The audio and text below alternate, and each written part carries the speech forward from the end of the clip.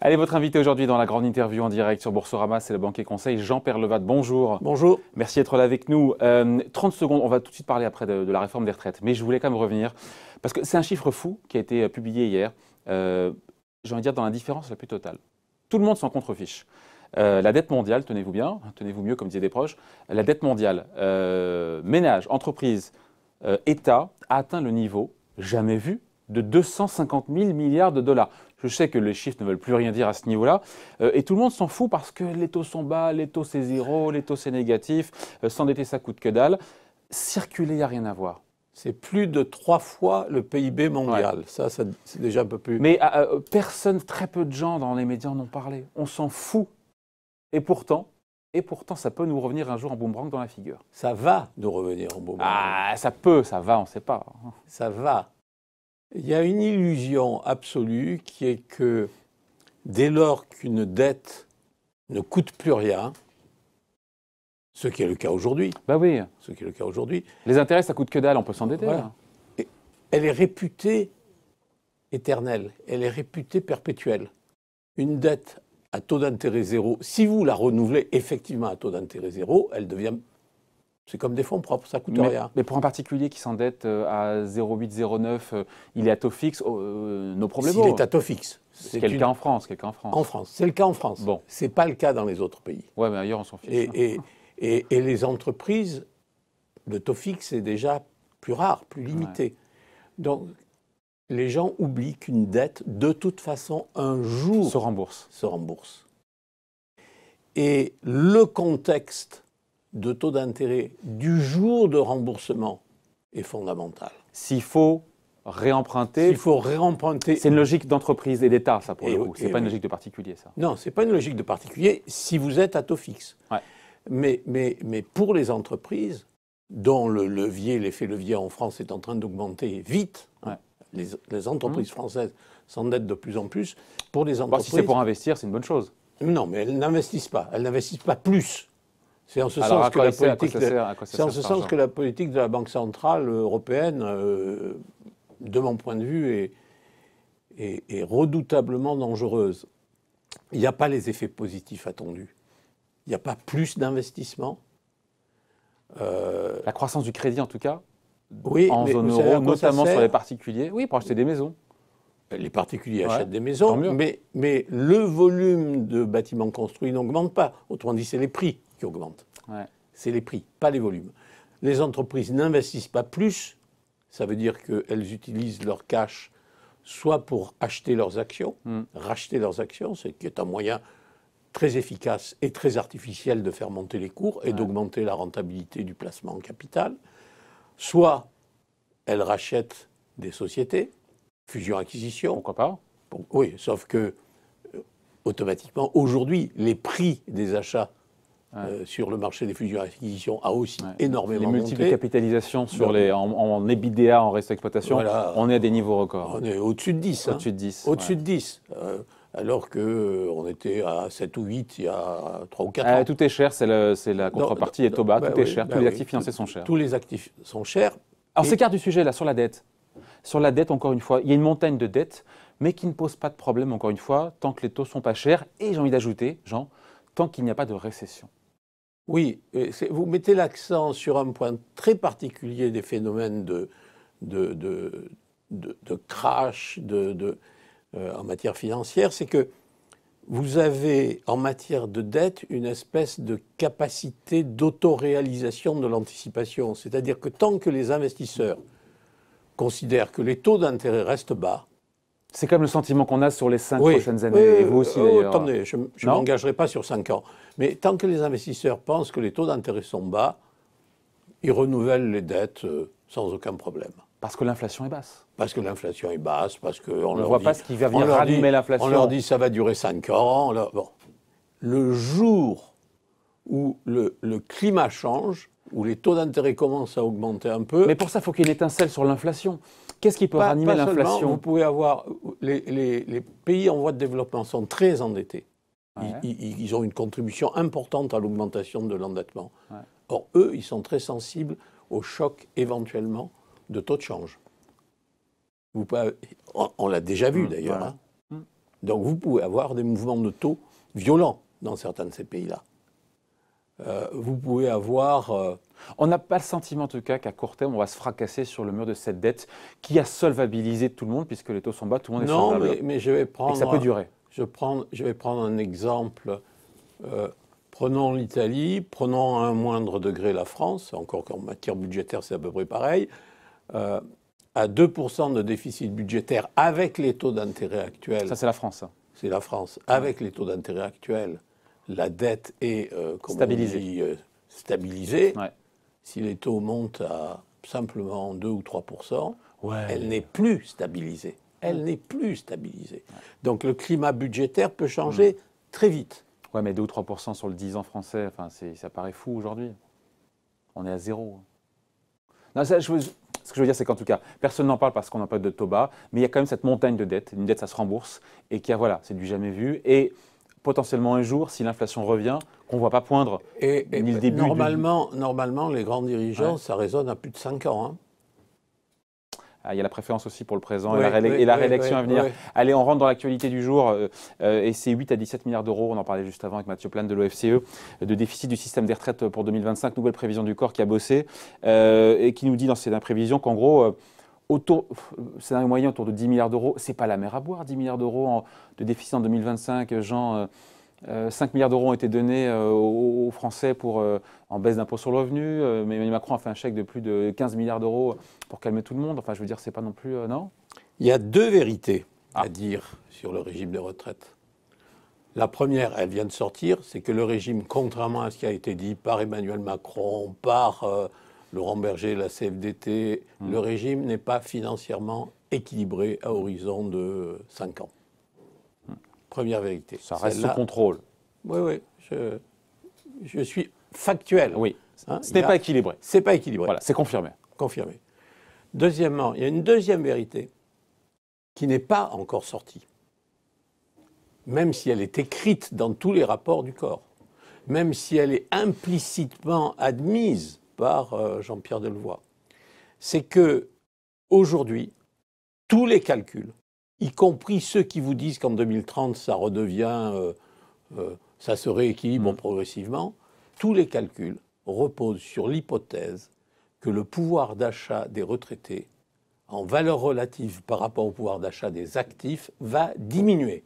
Donc nous sommes tous avec l'hypothèse que le pouvoir d'achat des retraités va diminuer par rapport à l'ensemble de la population. Ça, c'est si on ne fait rien ? C'est dans toutes les hypothèses de toutes les réformes qu'on a présentées. Avec ou sans réforme ? Non. Avec ou sans réforme structurelle, c'est ça le fondement. Qui n'a le pouvoir d'achat des futurs retraités. Des futurs retraités va diminuer. Des futurs retraités. Des futurs retraités. C'est une hypothèse qui est... En relatif, pas en absolu. En relatif. Ah. En relatif. En relatif à quoi ? Au pouvoir d'achat des actifs. C'est ça. Alors, je vais vous donner un exemple chiffré. Ouais. Vous prenez, c'est pas moi qui ai inventé, j'ai fait mes petits calculs dans mon coin, et puis après, je suis allé lire les rapports du Conseil d'orientation des retraites. Le rapport annuel 2019 du Conseil d'orientation des retraites, donc de juin dernier, vous dit aujourd'hui, la retraite moyenne représente 66% du revenu d'activité. Ouais. Il vous dit ce 66%, dans 50 ans, donc on n'est pas en 2030, 2070, une fois que les équilibres se sont rétablis. Ouais. Donc, dans 50 ans... Ça paraît loin, mais bon. Ouais. Oui. Ce 66%, il devient quelque chose qui est compris entre 42 et 49%. Oh, gloops, mais c'est horrible. Et 49 par rapport à 66, ça fait 25% de moins. Donc nous avons tous, dans tous les modèles qui nous sont présentés, dans toutes les réformes qui nous sont présentées, il y a l'hypothèse qui n'est jamais affichée que le pouvoir d'achat relatif des retraités sur les 50 ans qui viennent va diminuer de 25% par rapport à celui des actifs. Si on ne bouge pas, le taux de cotisation, j'imagine pas qu'on aille le relever, ou si on ne bouge pas les règles actuelles de départ en retraite. Mais si ça semblait si évident, si on ne change pas les recettes... S'il y avait consensus autour de ça, tout le monde serait d'accord pour travailler le plus longtemps, etc., etc., au-delà de la réforme structurel de vouloir avoir un système à la suédoise qui là-bas fonctionne comme relativement bien. Mais je me demande, je continue sur cette deuxième vérité, je me demande pourquoi on ne dit pas aux Français ce qui est vrai, c'est-à-dire, messieurs les Français et les Françaises, vous avez le choix entre deux solutions, si on n'augmente pas les cotisations. Vous avez le choix entre deux solutions.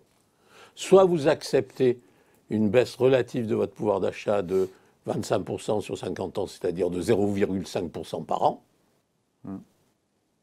en relatif, soit vous travaillez plus longtemps. Vous savez combien il faut travailler plus longtemps pour maintenir le ratio actif sur inactif, qui est le ratio fondamental démographique. Quelques mois. Il faut travailler sur la période, au bout de la période, progressivement, il faut travailler à peu près 4 ans de plus, d'après mes calculs. C'est-à-dire 4 ans sur... oui. Pas en une fois. Hein. Non, pas en une fois. C'est-à-dire il faut sur allonger... 50 ans. Sur 50 ans. Sur 50 ans. C'est-à-dire il faut allonger la durée du travail à peu près d'une année tous les 10 ans, en ordre de grandeur. Ouais, c'est pas gigantesque. Et là, tout ça est équilibré et on stabilise. Tout ça est équilibré et on stabilise le pouvoir d'achat relatif des retraités. C'est un sujet suffisamment important pour qu'on pose la question. Pourquoi est-ce qu'on n'a pas posé comme ça la question ? Pourquoi est-ce que le président est parti dans cette réforme ? Si on peut filmer Jean quand il fait ça, pourquoi le président est parti dans cette réforme révolutionnaire ? C'est tellement plus beau de donner l'impression qu'on va faire la révolution, qu'on va... Les 42 régimes de retraite, ces 42 copies qui sont sales, qui ont des taches, qui sont imparfaites, on jette tout ça à la poubelle, on en fait une magnifique parfaite. Et on ne dit pas quelles sont les hypothèses fondamentales sous-jacentes. Les Français, pour vous, sont prêts ? D'ailleurs, on le voit bien que dans l'âge effectif de départ à la retraite, concrètement... Il se décale. On va vers 63 et quelques, 64 ans. On y va, bien entendu. On ira. Mais je préférerais, en démocratie, je pense que la règle de la démocratie, c'est qu'on dise la vérité. Mais ce n'est pas le débat du tout aujourd'hui. On s'écharpe pour savoir si oui ou non il y aura un déficit de financement, ce qui est confirmé aujourd'hui. Faire cette réforme et avoir un équilibre en 2025, on se demande si ça tient encore aujourd'hui. Ce n'est pas un vœu pieux, celui d'Emmanuel Macron, que de dire qu'il faut que le système soit équilibré en 2025. La CFDT, qui est son seul allié aujourd'hui dans cette bataille, alors que l'opinion pour l'instant est contre, a dit pas de réforme paramétrique, on n'augmente pas de hausse de la durée de travail. Les Français ne doivent pas travailler plus. Il est clair, David, là vous avez raison, je pense qu'il est totalement impossible de faire à la fois la réforme structurelle et la réforme paramétrique. Ouais. C'est trop. C'est le péché originel, à mon sens. Oui, c'est le péché originel, absolument. Ouais. C'est pour ça qu'il s'est foutu dedans. Là. Je suis à l'aise pour le dire, puisque j'ai critiqué tout de suite. Mais entre les deux, personnellement, chacun choisit ce qu'il veut, mais entre les deux, personnellement, je donne la priorité au paramétrique. C'est-à-dire que je pense que la réforme structurelle est un luxe intellectuel inutile et qui n'ira pas jusqu'au bout. Il fallait juste finalement que Macron fasse comme les autres gouvernements, par petites touches, réformer, sans faire croire que c'était la réforme ultime, mais qu'on adapte au gré, au fil de l'eau. Depuis les années 60, on est passé d'un rapport actif sur retraités qui était de 4 dans les années 50 à 60 à 1,7. On est passé de 4 à 1,7. On l'a fait par petites touches. Donc il s'est cornérisé à vous écouter, le président de la République, tout seul comme un grand. Oui, il est suffisamment grand pour se cornériser tout seul. Ouais, sauf que comment ça se termine ça ? Parce qu'on nous a vendu encore une fois l'idée que... on a vu d'ailleurs, on a le sentiment que le président malgré tout peut-être est en train de lever le pied sur les réformes parce que les sondages encore une fois ne sont pas bons pour lui, les Français ne le suivent pas. Comment il se sort de ce guêpier ce bourbier dans lequel il s'est mis tout seul ? Je pense qu'il n'en sortira plus et je crains pour notre pays et pour la démocratie que nous rentrions dans une période... trouble. D'immobilisme. D'immobilisme ? D'immobilisme. Donc il se chiraquise ? Oui, je crains ça, beaucoup. Et donc cette réforme-là, elle finit comment ? Parce que moi je me suis dit, au final, elle pourrait très bien terminer en se disant, clause du grand-père pour les fonctionnaires, pour ceux qui sont nuisibles, entre guillemets, qui peuvent bloquer la France, encore une fois. Et pour les salariés du privé, pour eux, il y aura la réforme. Est-ce que ça peut se terminer comme ça ?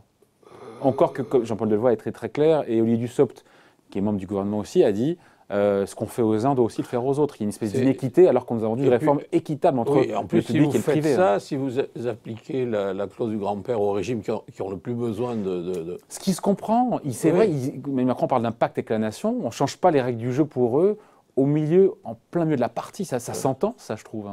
Oui, sauf que ce sont les régimes qui sont les plus inégalitaires, d'une certaine manière. Ce sont les régimes où il y a le plus de privilèges, entre guillemets, aujourd'hui, en termes de taux de remplacement. Les fonctionnaires, c'est 75% du dernier salaire. En matière d'âge de départ à la retraite. Donc, entre le public et le privé, à job équivalent, à boulot oui, équivalent. Par rapport au privé. Et donc vous dites, je vais faire une réforme équitable, mais alors les plus privilégiés, j'attends 40 ans. Difficile. Difficile. Comment est-ce que le président se sort de ce conflit social, encore une fois, qui se prépare? Dans un climat de violence, on voit bien qu'il est sous-jacent quand même. Hein. J'en viens à vous, parce que vous avez vu beaucoup de gouvernements passer, beaucoup de présidences passer. Et on sent que à partir du 5 décembre, cette grève, cette perturbation, cette paralysie, encore une fois en France, dans les transports, et pas seulement, avec un gouvernement qui cherche, on le verra bien jeudi, parce que le président va annoncer des mesures pour l'hôpital, d'éviter cette coagulation des mécontents avec des blouses blanches qui ont raison d'être mécontents, mais il va falloir aussi éviter que tout ça se rencontre et coagule, comme on dit. Hein. Je crois que la réponse n'est pas dans le domaine où je suis le moins incompétent, c'est-à-dire elle n'est pas économique, la réponse est politique. Je pense que ce qui est en cause, à travers les insatisfactions, les colères, les mouvements, les grèves qui vont s'intensifier, ce qui est en cause, c'est le mode d'exercice du pouvoir. Trop solitaire, trop vertical, on y revient. Trop vertical, trop solitaire et trop je sais tout. Et il est redescendu dans l'arène quand même, le président. On peut plus. C'est moins vrai ça aujourd'hui. Il fait des grands débats, il écoute les Français, il remet dans la boucle les partenaires sociaux, il est devant les maires de France. Oui, mais est-ce que vous entendez le gouvernement? Est-ce que le gouvernement sert à quelque chose? Toute décision. Ça a toujours été, se prend l'Élysée, mais ça a toujours été le cas sous toutes les présidences, non? Peut-être plus encore aujourd'hui? Oui, beaucoup plus. C'est une des dérives de la démocratie française, c'est-à-dire la verticalisation du pouvoir s'accroît alors qu'elle devrait... Le mécontentement des maires, le contentement des structures intermédiaires, c'est quand même... ça s'accroît. Je veux dire, donc tous les corps intermédiaires, le changement devrait être politique à mes yeux. Ouais. Donc en tout cas, vous écoutez sur cette réforme des retraites, il n'y a pas besoin de faire ce gros Barnum-là, il fallait juste accélérer ce qui était en cours, la réforme Touraine, avec plus de trimestres à cotiser, en accélérant ça, quelques mesures d'âge, sauf qu'aucun syndicat l'aurait suivi non plus, et les Français auraient peut-être aussi été en colère, les Gilets jaunes aussi, non? Si vous êtes à l'intérieur de la RATP, je prends la RATP comme exemple, hein, vous avez des discussions avec les syndicats de la RATP, vous allez discuter de leurs conditions d'emploi, de leur niveau de salaire, et au milieu de tout ça, peut-être que vous allez pouvoir discuter aussi de l'âge de départ à la retraite. Il y a, par exemple, les personnes n'en parlent, mais si je ne me trompe pas, les personnels navigants ont accepté un allongement sensible, ils sont même demandeurs, si j'ai bien compris, de pouvoir partir plus tard à la retraite. Donc, réinsérer chacun des futurs retraités dans son système propre, dans son système professionnel, prendre en compte l'ensemble des contraintes et des conditions pour essayer d'adapter progressivement le régime de retraite, le rapprocher, si je puis dire, du système commun, ça se fait avec délicatesse, application et le plus possible de silence. Bon, on en reparlera parce qu'on n'a pas fini d'en parler de cette réforme des retraites. Merci d'avoir été avec nous. Donc, Jean Peyrelevade, invité de la grande interview en direct sur Boursorama. Merci.